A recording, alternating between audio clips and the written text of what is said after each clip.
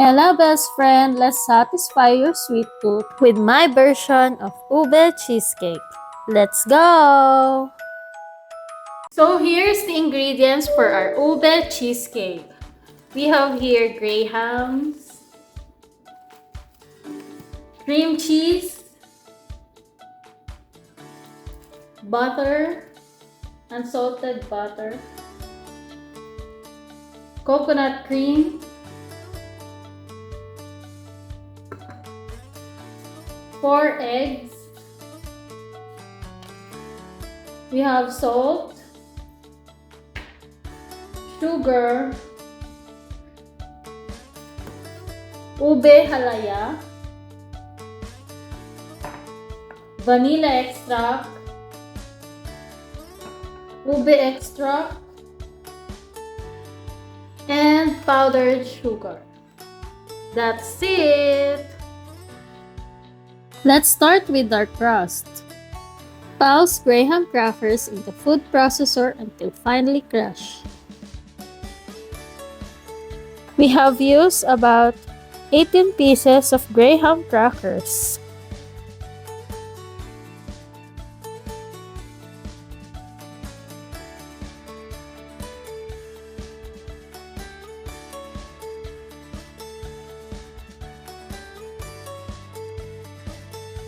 Next, combine the graham cracker crumbs and melted butter in a bowl.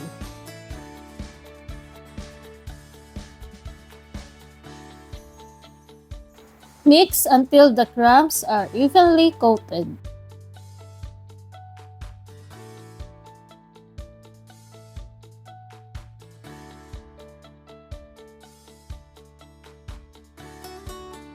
And then slowly add half cup of white sugar.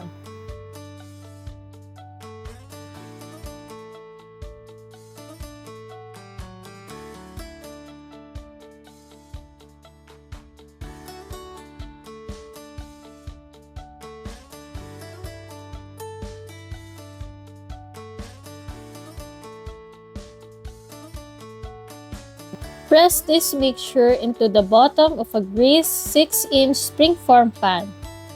Use the bottom of a glass to press the mixture to create a crust.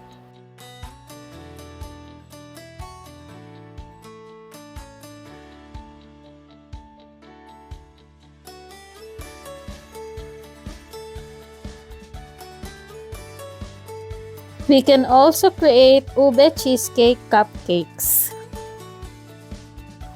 We'll do this by adding 1 tablespoon of the crust mixture into the cupcake mold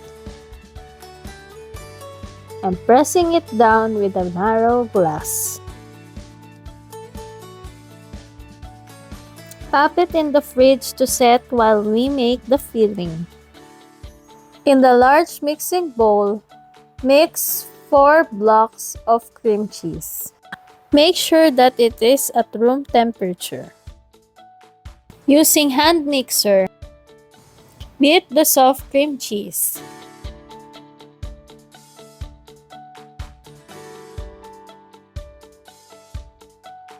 And then carefully add white sugar together until smooth.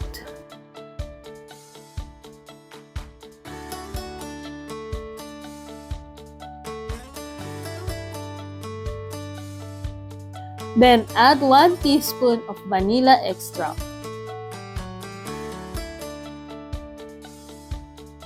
Include 2 tablespoons of ube flavoring into the mixture.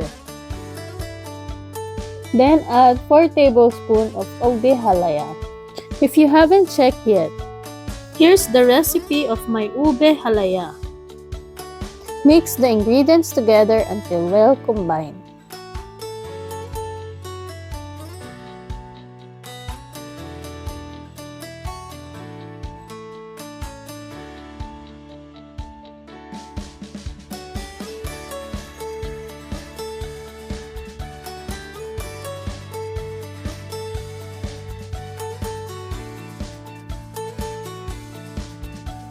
Incorporate the eggs into the mixture one at a time, ensuring each is well combined before adding the next. We'll be using 4 large eggs. Mix it together until thoroughly incorporated.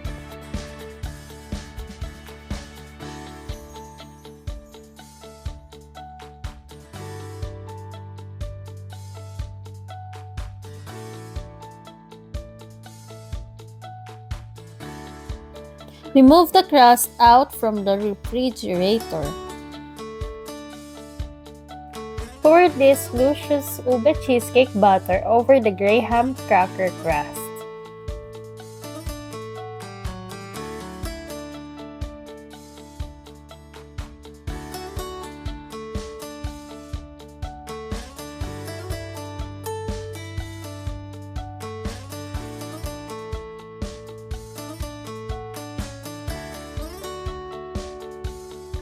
Carefully transfer the cheesecake batter into the cupcake mold.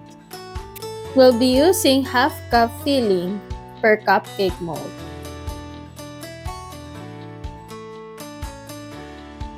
By the way, if you haven't done yet, please follow my social media accounts linked in the description.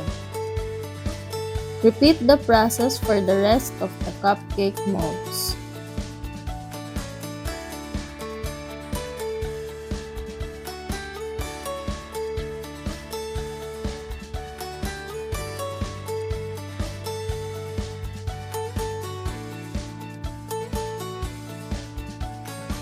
We'll put it in the oven for 325 degrees Fahrenheit and bake it for about 40 minutes. While waiting, we'll make our coconut cream toppings. First, ensure the coconut cream is well chilled. I have used 1 can of coconut cream for this recipe. We will whisk it for about 30 seconds. Next, gradually add 1 cup of powdered sugar. This will sweeten and thicken our frosting.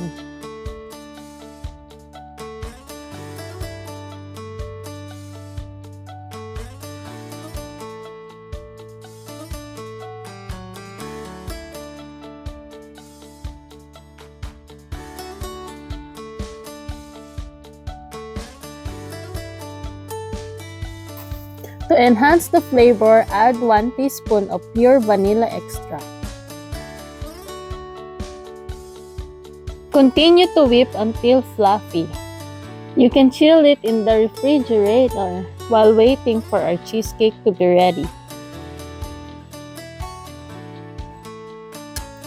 Once the cheesecake is baked, we will let it sit in the refrigerator for about 8 hours. This will make sure that our ube cheesecake is completely set.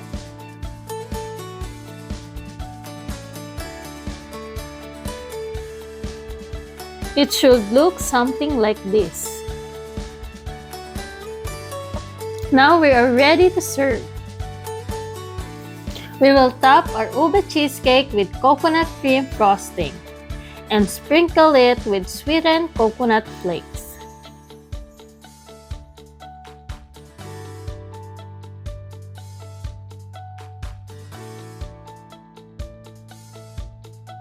And there you have it, best friend!